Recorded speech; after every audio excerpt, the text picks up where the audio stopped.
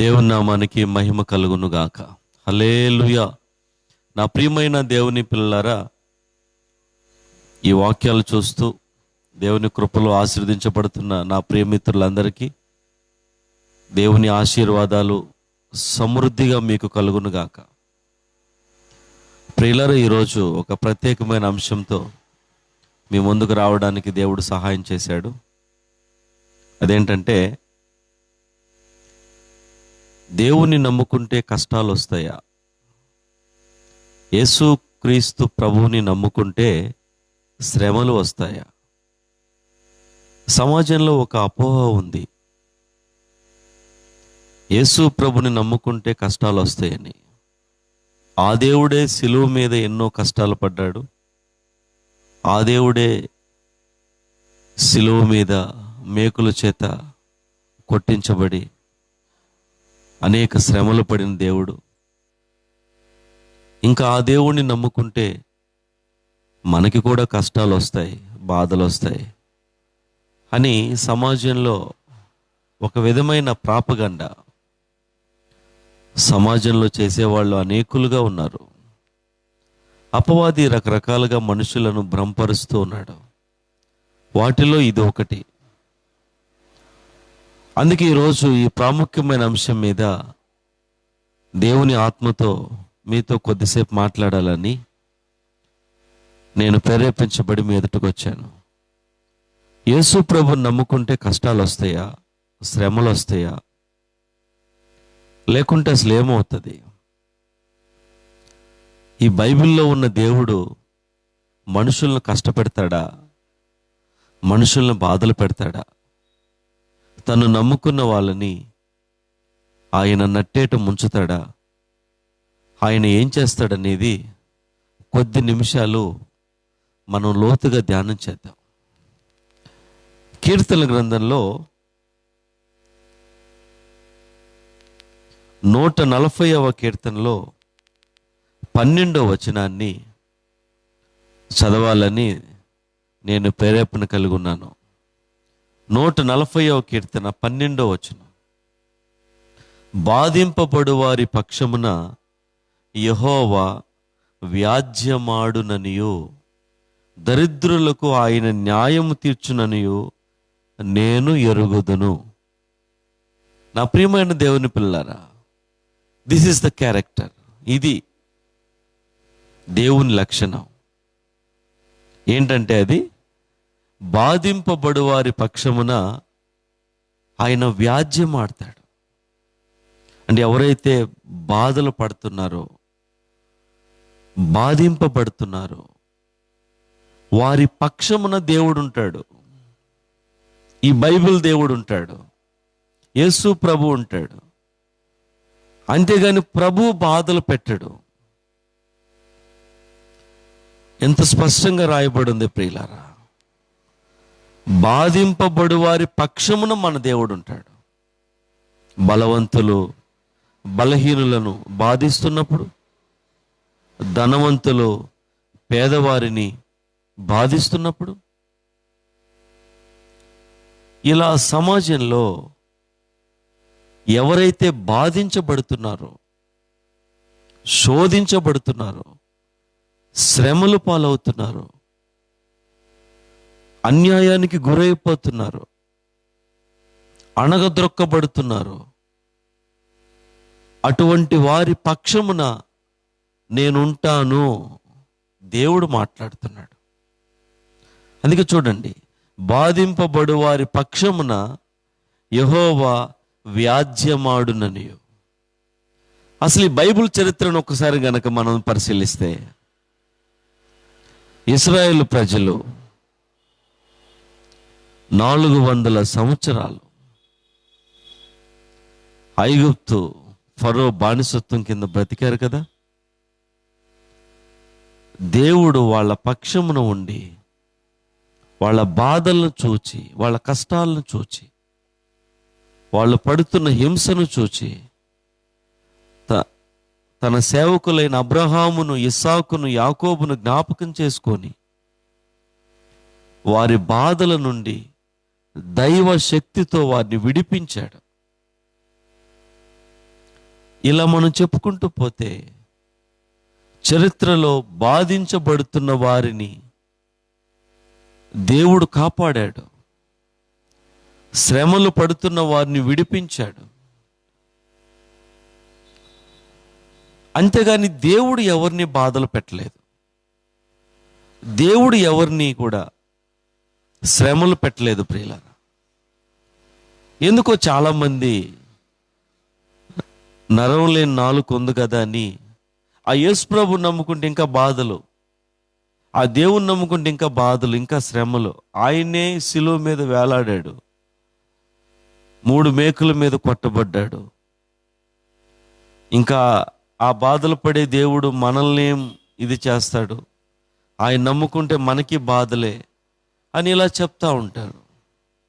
ఇది ఎంత మాత్రం కరెక్ట్ కాదు ప్రియులారా. బాధలను విడిపించే దేవుడు, శ్రమల నుండి రక్షించే దేవుడు, మనలను కాపాడే దేవుడు మన ప్రభు.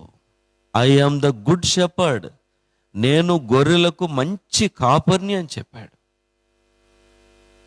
మనలను కాపాడుతున్నాడు. కాబట్టి ప్రియమిత్రులారా, ఇటువంటి అపోహలు ఎవరు నమ్మొద్దు. పరిశుద్ధ గ్రంథంలో మనం పరిశీలిస్తే దేవుడు బలహీనుల పక్షానే ఉన్నాడు, బలవంతుల పక్షాన ఎప్పుడు లేడు. నేను బలవంతుణ్ణి అంటే దేవుడు వాడిని తోసేశాడు, నేను జ్ఞానవంతుణ్ణి అంటే దేవుడు వాడిని నెట్టేశాడు. బలవంతులను సిగ్గుపరచటానికి బలహీనులను ఎన్నుకున్నాను అని చెప్పాడు. కాబట్టి దేవుడు ఎవరిని బాధించడు, ఎవరిని బాధలు పెట్టడు. ఇప్పుడు మనం తల్లిదండ్రులుగా ఉన్నాం, మన పిల్లల్ని మనం బాధ పెడతామండి, వాళ్ళను శోధిస్తామా, వాళ్ళని ఇబ్బందులకు మనం గురి చేస్తామా? మనం చెయ్యం. ఎందుకంటే వాళ్ళు మన పిల్లలు కాబట్టి. ఆకాశమందున్న దేవుడు మన తండ్రి అయి ఉన్నాడు, ఆయన మనల్ని ఎప్పుడు బాధ పెట్టడు. మనం పాపం చేసినప్పుడు ఆయన గద్దిస్తాడు, శిక్షిస్తాడు. అట్లా అని అమాంతం మనల్ని నాశనం చేయడు. మీకు నేను ఒకటి చెప్తాను. నెనివే పట్టణస్థులు అనే ఒక పట్టణం ఉంది. పరిశుద్ధ గ్రంథంలో యోనా గ్రంథం ఒకటి ఉంది. ఈ నెనివే పట్టణస్థులు భయంకరమైన పాపాలు చేస్తూ విచ్చలవిడిగా బ్రతుకుతున్నారు. దేవుని తీర్పు వాళ్ళ మీదకి వచ్చింది. ఇంకా కొద్ది రోజుల్లో మీరందరూ నాశనమైపోతారు, మీరు చనిపోతారు. ఆ ప్రవచనం వాళ్ళకు వచ్చింది. ఎందుకంటే వాళ్ళ పాపం అంత ఘోరంగా ఉంది. అయితే వాళ్ళు ఏం చేశారంటే, ఆ ప్రవక్త చెప్పిన మాటలు విని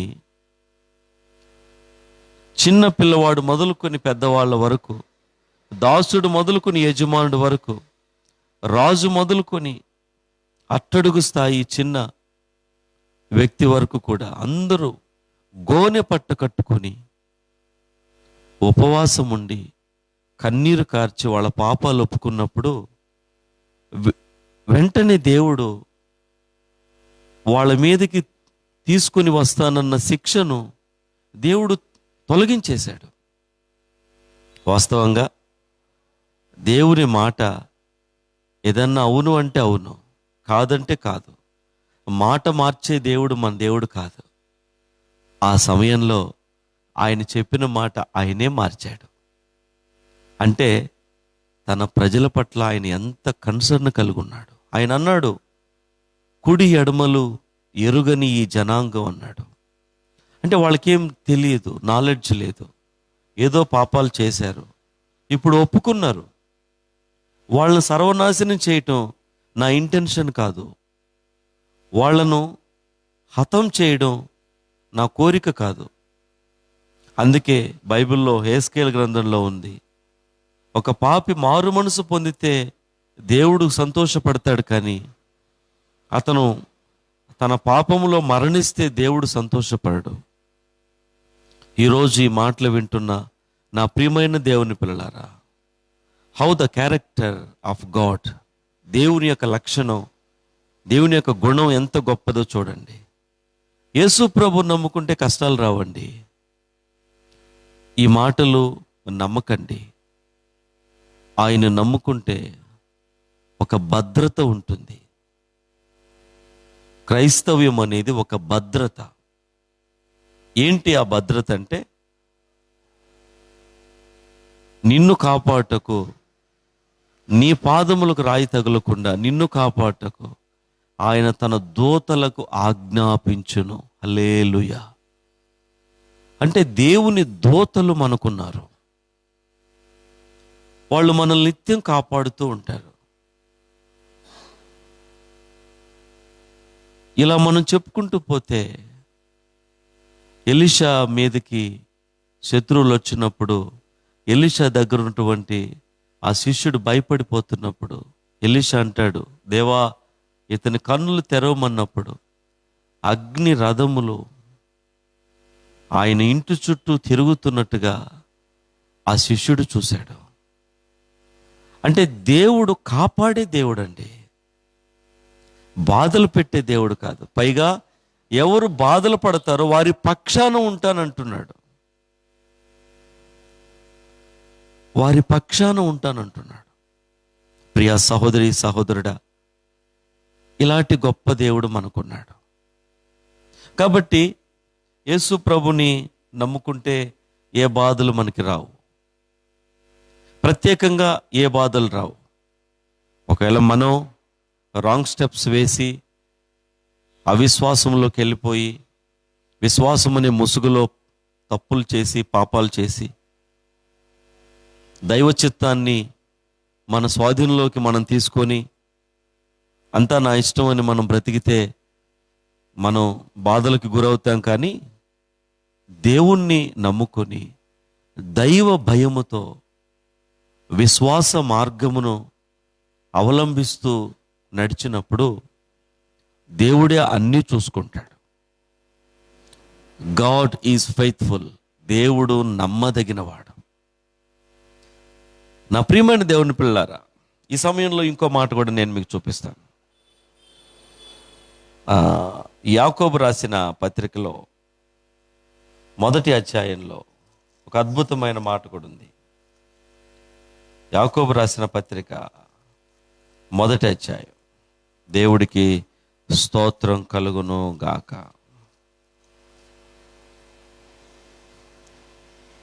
12వ వచనం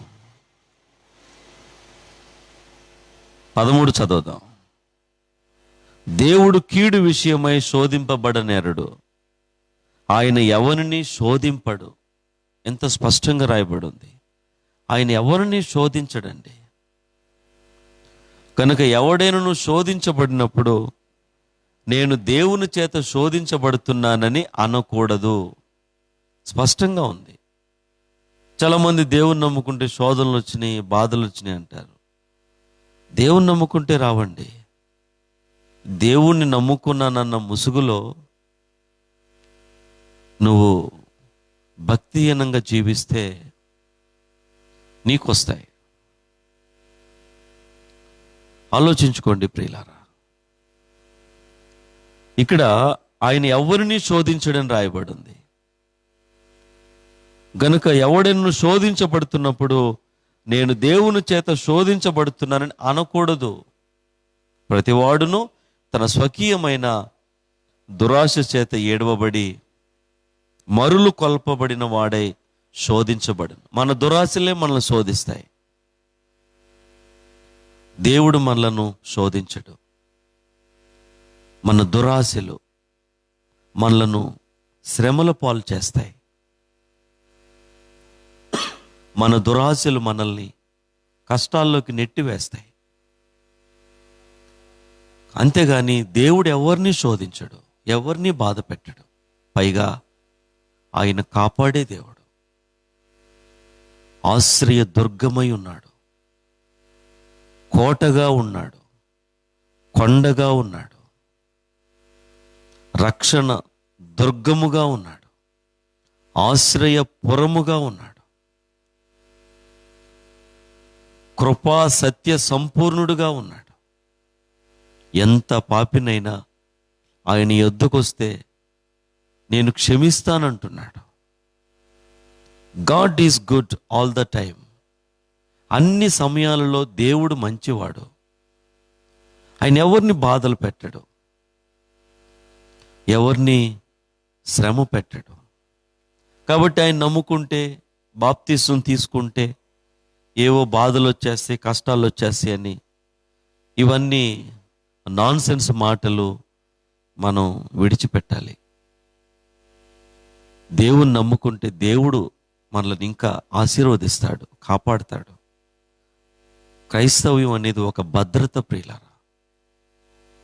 నువ్వు బజార్లో ఉన్నా, ఇంట్లో ఉన్నా, వీధిలో ఉన్నా, ప్రయాణంలో ఉన్నా, రాత్రి అయినా పగలైనా, ఎప్పుడైనా, ఏ సమయం అందైనా దేవుని కన్నులు నీ మీద ఉంటాయి.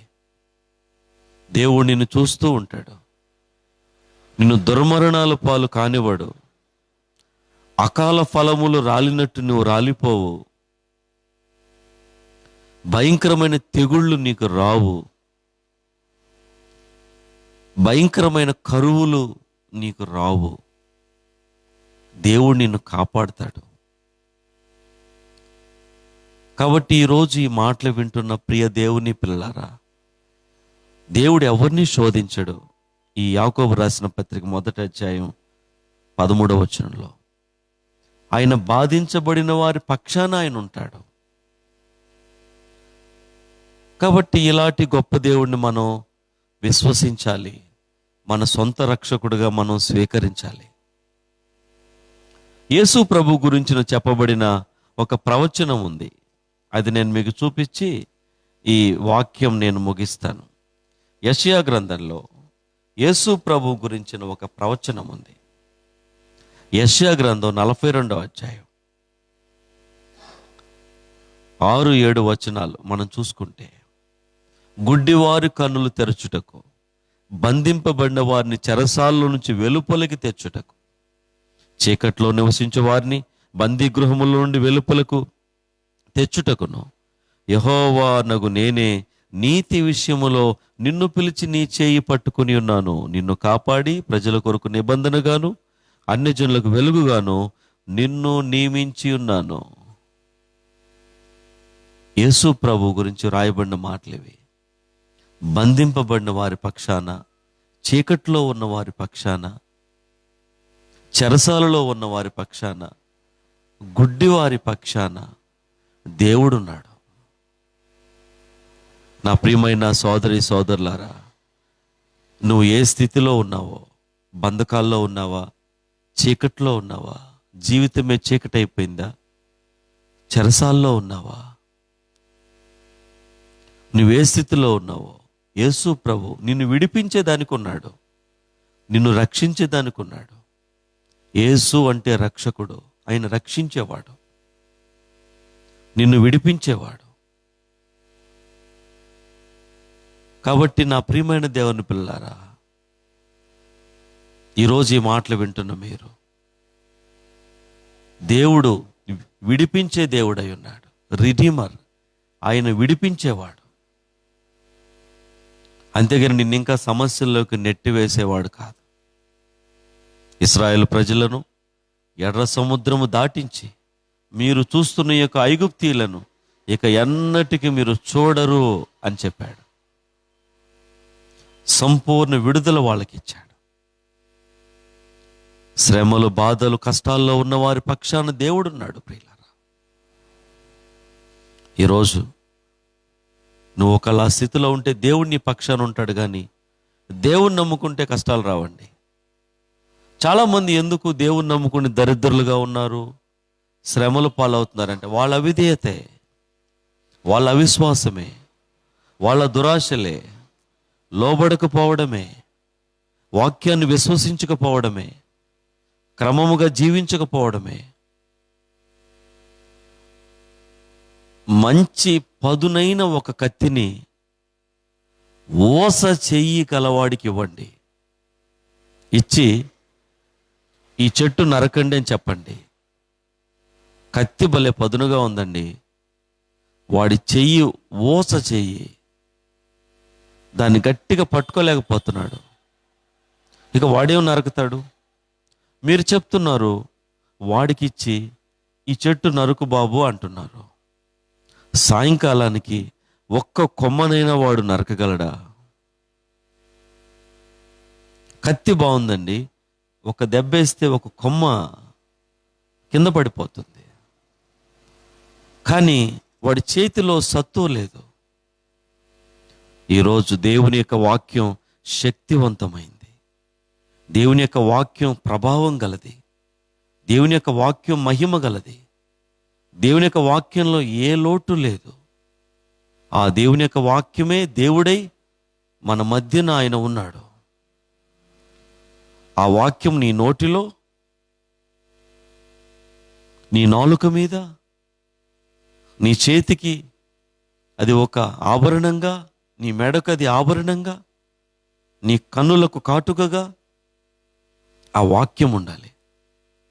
కానీ నేటి దినాల్లో ఇంత బలమైన వాక్యాన్ని చేతపట్టిన క్రైస్తవులు ఓచ చేయగలవాళ్ళు, బలహీనమైన చేతులు వాళ్ళ చేతులకు సత్తువ లేదు.